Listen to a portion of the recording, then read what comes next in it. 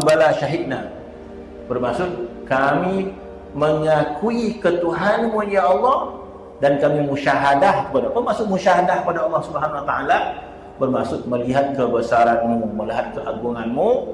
Jadi ketika itu ruh tidak ada yang sesuatu yang dipandang kecuali Allah Subhanahu wa taala. Ruh tidak pandang pada harta, ruh tak pandang pada makan, ruh tak pandang pada dunia, sebab tak ada nafsu pada ruh itu. Ruh hanya berahi pada Allah Ta'ala saja. Berahi, menginginkan Allah Ta'ala saja, itu ruh.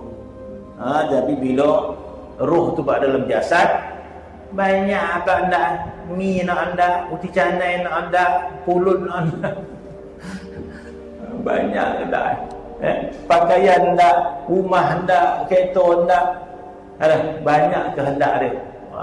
Adapun yang asal, ruh hanya menginginkan Tuhan dia saja. Ruh inginkan Allah Ta'ala sahaja. Dia tak nak yang lain, sebab dia tak ada jasad, dia ruh sahaja. Bila dia masuk dalam jasad kita, kalau orang keliru, dia keliru lah.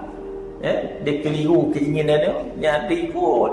Dia tak faham apa yang ada pada diri dia, tak faham. Dia ikut kegemaran dia. Kerja Allah Ta'ala bagi dia hidayah. Tapi kalau Allah Subhanahu wa taala beri kita kecerdasan, pemikiran, kepahaman, kita tahu diri kita ni siapa, apa yang ada dalam diri kita ni. Senang kita nak arah-arah ke mana.